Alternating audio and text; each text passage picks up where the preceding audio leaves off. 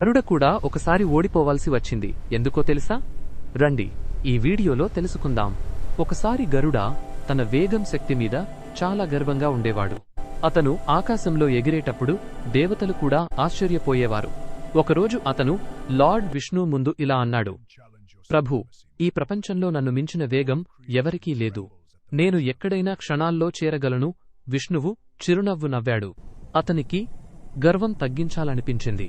ఆ సమయంలో విష్ణువు నేలపైయున్న ఒక చిన్న పురుగును చూపించి ఇలా అన్నాడు: గరుడా, ఈ చిన్న పురుగును పట్టుకోగలవా? గరుడు నవ్వుతూ అన్నాడు: ఇంత చిన్నదా? ఇది నాకు క్షణాల్లో పని.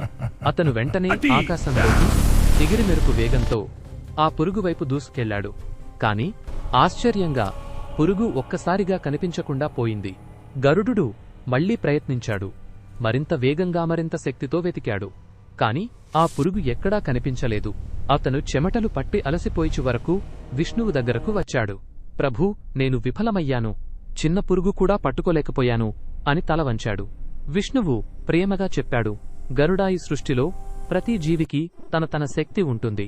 నీ వేగం గొప్పది, కాని అందుకే నువ్వు సర్వశక్తివంతుడు కావు. గర్వం మనిషి లేదా దేవుని కూడా అంధుడిని చేస్తుంది. గరుడు తన తప్పు గ్రహించాడు. అతను వినయంగా నమస్కరించి అన్నాడు: ప్రభూ, ఇకపై నేను గర్వపడను. నా శక్తిని సేవకు మాత్రమే ఉపయోగిస్తాను. విష్ణువు ఆనందంగా ఆశీర్వదించాడు. ఆ రోజు నుండి గరుడు మరింత వినయంగా మారాడు.